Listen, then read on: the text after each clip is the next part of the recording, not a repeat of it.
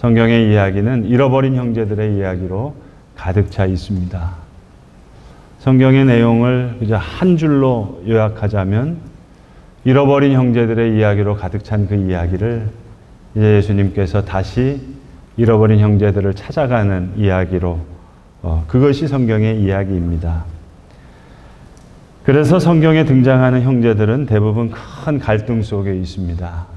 가인은 동생 아벨을 죽였고 아브라함의 두 아들인 이삭과 이스마엘은 갈라졌습니다. 이스마엘의 후손은 지금의 이슬람입니다. 요셉의 형제들도 시기와 질투로 인해서 요셉을 구덩이에 던졌지만 하나님께서는 그 구덩이를 구원의 길로 바꾸셨습니다. 요셉을 통해서 극심한 기근 속에 있었던 형제들을 구원해 냅니다. 그런데 요셉이 형제를 연합하게 했고 또 다윗이 이 흩어진 형제 공동체들을 잃어버린 형제들을 다시 연합하게 했는데 그러나 다윗 왕 이후에 이스라엘은 다시 분열합니다. 북이스라엘은 아수르에 남유다는 바벨론에 의해 사로잡히고 흩어지게 됩니다. 말씀이 육신이 되어 우리 가운데 거하심에 우리가 그 영광을 보니 독생자의 영광이요 은혜와 진리가 충만하더라 하신 말씀이 육신에서 오신 그 주님은 이렇게 잃어버린 이스라엘 형제들을 다시 찾으시기 위해서 다윗의 후손으로 요셉과 같은 고난받는 메시아로 오신 겁니다. 그냥 오신 게 아니라 맥락이 있습니다. 잃어버린 형제들을 연합시켰던 그 다윗의 후손으로 잃어버린 형제들을 구원해낸 요셉과 같은 고난받는 종의 모습으로 이 땅에 오십니다. 형제가 연합하여 동거함이 어찌 그리 아름다운고 한 이 노래는 단순한 찬양이 아닙니다. 흩어진 아들들을 바라보는 아버지의 탄식이며 잃어버린 형제들을 향한 하나님의 소망입니다. 그래서 말씀이 육신이 되어 우리 가운데 오신 예수님은 사랑하는 제자들을 보내시면서 너희는 잃어버린 이스라엘의 집에 양에게로 가라 말씀하십니다. 또한 사마리아와 땅끝까지 복음을 전하라 말씀하십니다. 잃어버린 형제들을 찾으라는 겁니다. 흩어진 형제들을 찾으라는 겁니다. 왜지요? 우리 주님 약속하신 대로 이 땅에 다시 오실 때에 다윗과 같은 왕과 같은 메시아로 이 땅에 다시 오실 때에 바라는 바가 바로 열방이 형제처럼 연합하여 하나님을 예배하는 그 모습을 바라시는 겁니다. 오늘 시편 133편은 짧지만 너무나도 강력한 시편입니다. 성경의 모든 역사, 인류의 모든 역사 속에 반복되는 분열과 갈등의 현실 앞에 하나님의 마음을 간결하면서도 아주 선명하게 드러내는 시편입니다. 시온에 부어지는 기름과 같이 온 시온산에 덮여지는 이슬처럼 에덴의 회복과 같은 은혜의 회복을 말씀하는 겁니다. 모든 열방이 하나님을 예배하는 그 모습이 마치 기름 부음과 같이 이슬을 내림과 같이 우리를 덮으실 그 선하고 아름다운 역사를 증언하시는 말씀입니다. 보배로운 기름이 아론의 수염에 흘러 그의 옷깃같이 내림같이. 그리스도라는 말 자체가, 메시아라는 말 자체가 기름 부으심을 입은 자라는 뜻입니다. 그 기름 부으심이 온 혈방에 흘러내리는 겁니다. 단순한 찬양이 아니라 하나님의 간절한 소망의 노래입니다.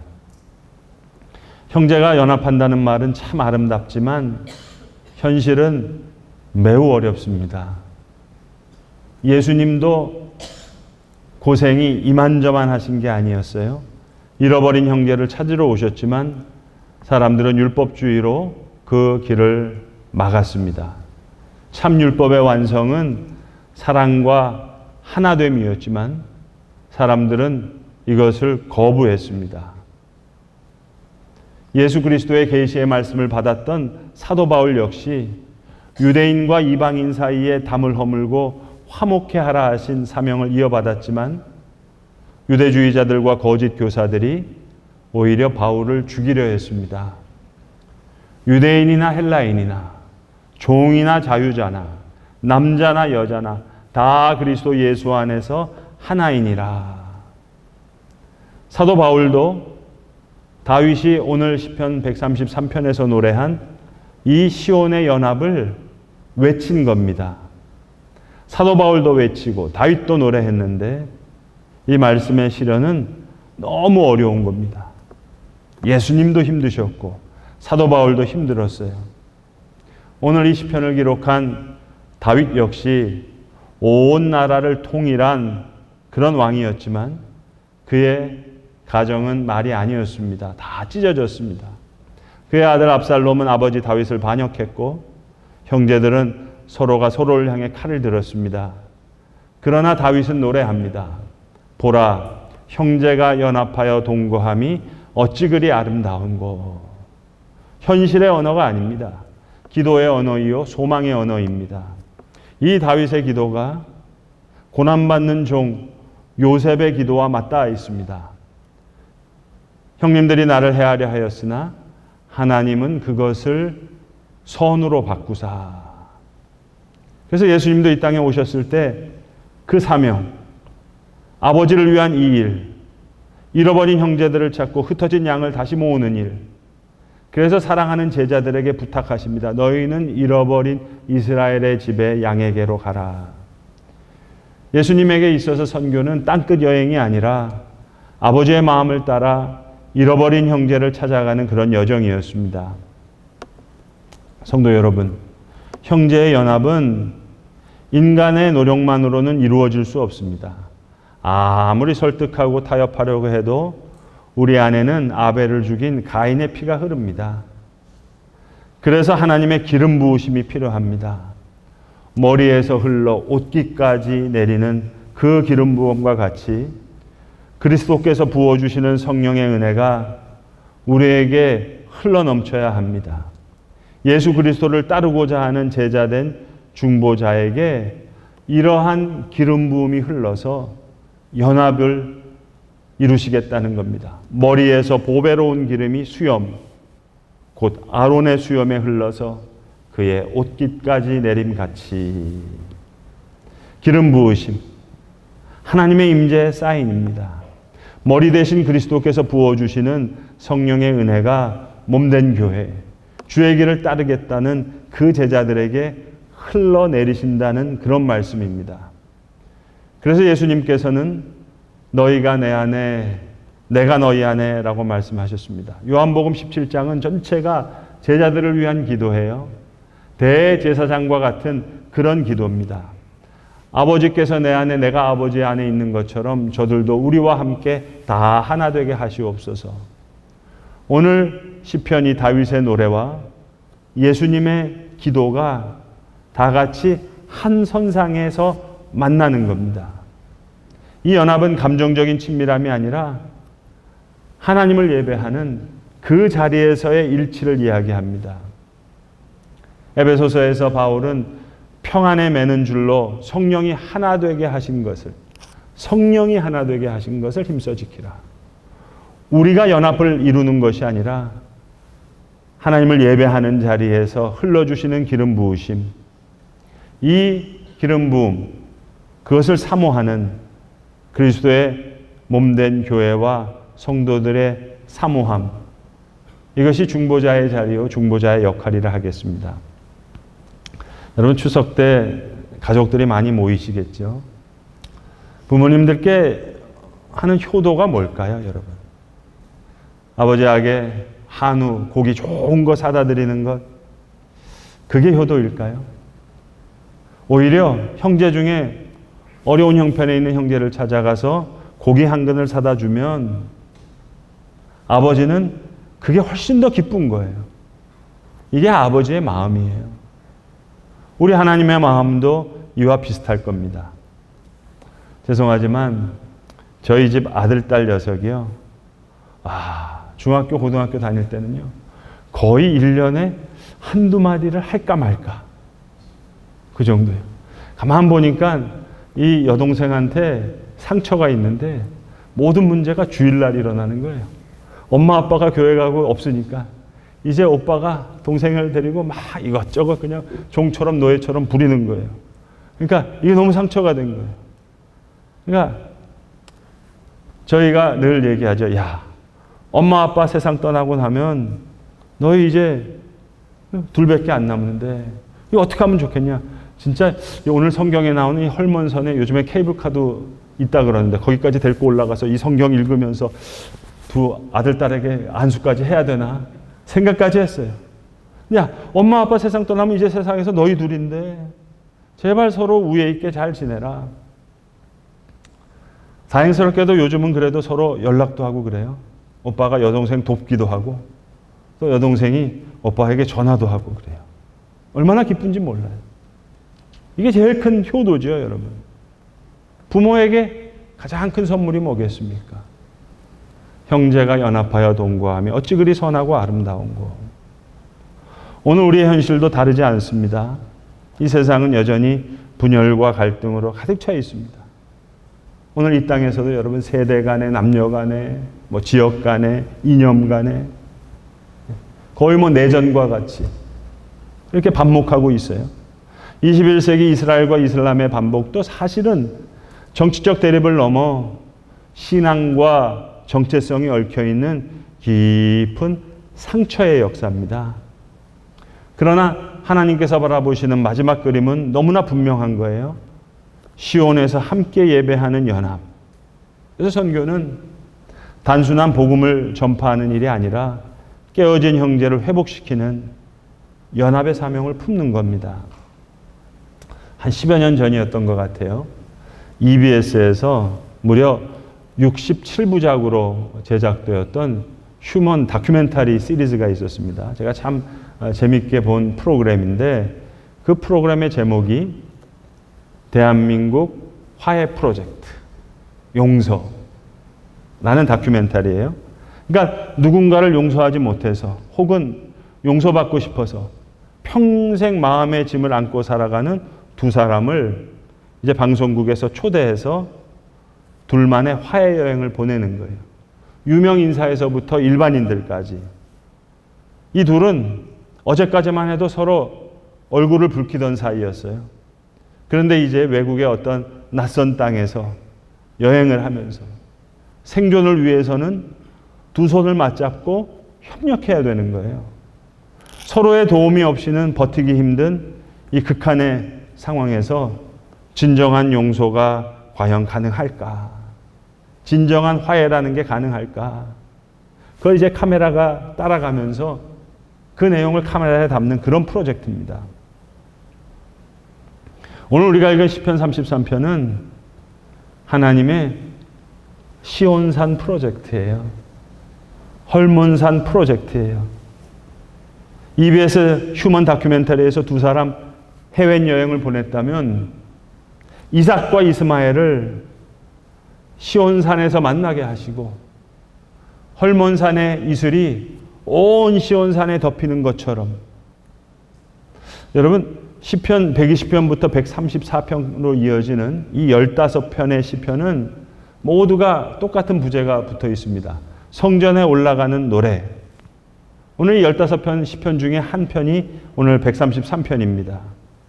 그러니까 이스라엘 백성들은 우리 같이 추석과 같이 이런 명절을 지키기 위해서 예루살렘에 올라가거든요. 그때 온 동리가 온 가정이 이걸 함께 부르는 노래예요. 야, 우리 가족들이 모이니까 얼마나 재밌냐. 우리 동네가 다 같이 올라가니까 얼마나 기쁘냐. 그런데 아이러니컬하게도 참으로 애석하게도 그들은 이 노래를 부르면서도 이 노래를 열국의 아비로 부르신 아브라함을 택하셔서 열방을 구원하시려는 아버지의 탄식과 소망의 노래를 부르지 않고 나만의 노래, 우리들만의 노래, 우리 가정의 노래, 우리 동네의 노래로 불렀어요. 성전에 올라가면서 노래 불렀지만 아버지의 마음, 아버지의 눈물을 알지 못했습니다. 오늘 본문에서 말씀하시는 이 기름 부으심과 같은 이슬과 같은 온 땅의 생명과 회복의 은혜는 언제 흘러내릴까요? 여러분, 영적인 원리에서 가장 중요한 것은 사모하는 거예요. 갈망하는 거예요. 하나님은 우리를 갈망하는 존재로 지으셨어요. 우리를 사모하는 존재로 지으셨어요. 갈망하면, 진정으로 사모하면 그것이 우리의 영이 됩니다. 아버지의 마음을 따라 잃어버린 형제를 찾아 여정의 부르심을 응답하는 그 자리에서 오늘 하나님은 복을 명하시는 거예요. 오늘 이 노래는 다윗이 부른 노래만이 아니에요. 그저 명절 때 이스라엘 사람들 예루살렘에 올라가면서 부르라고 부른 노래가 아니에요. 다윗의 왕처럼 이 땅에 다시 오실 그 그리스도께서 부르시고 싶은 노래예요. 예수님께서 이 땅에 다시 오실 때 주님께서 부르시고 싶은 노래세요. 여러분, 이번 달 말에 우리 소수의 선교팀이 튀르키예 땅에 가는데 무슨 대단한 일을 할 수 있겠습니까? 사실은 할 수 있는 일이 별로 없어요. 다만 이스마엘의 자손들 만나면서 하나님 아버지께서 품으신 그 마음을 조금이라도 알고 싶고, 이방인이었던 우리를 예수 그리스도의 십자가 은혜로 구원 얻게 하셨는데 나는 지금 무슨 노래를 부르고 있는가? 마치 거울에 비친 내 모습을 보듯이 내 모습 한 번 더 정확하게 보고 싶어서 그래서 떠나는 거 아니겠습니까? 그거 아니라면 여러분, 요즘에 홈쇼핑 틀면은 관광상품 얼마나 많이 나오는데요. 저희가 12명의 CP, 처치 플랜터, 교회 개척자들 만나는데요. 교회라고 해봐야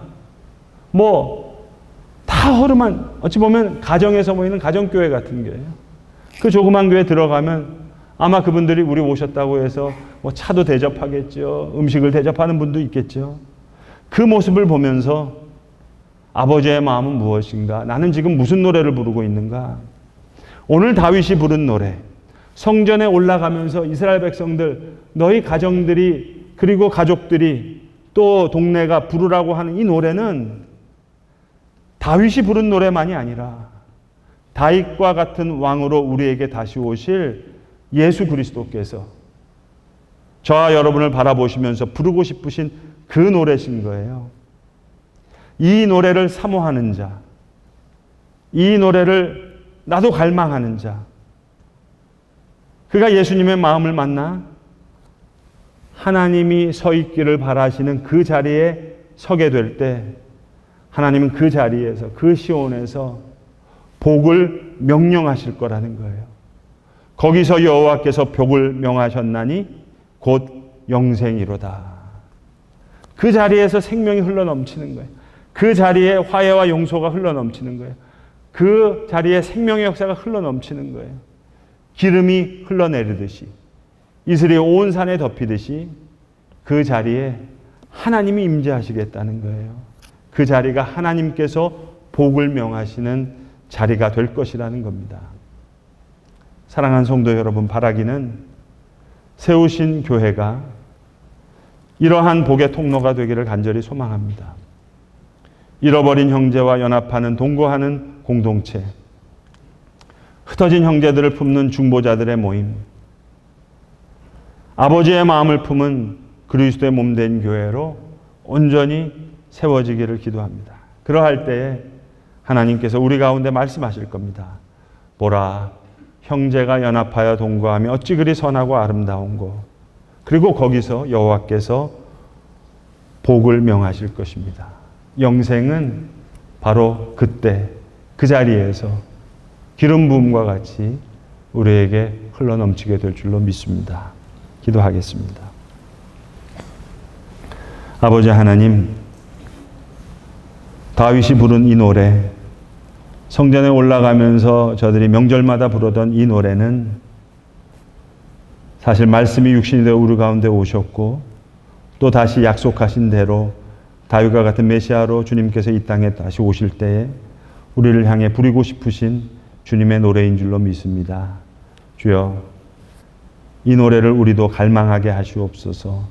이 노래를 우리도 사모하게 하시옵소서.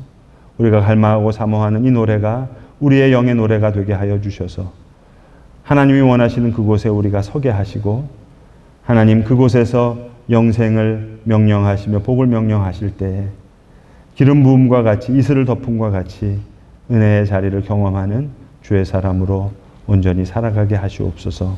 우리 구주 예수 그리스도의 이름 받들어 간절히 기도드리옵나이다. 아멘.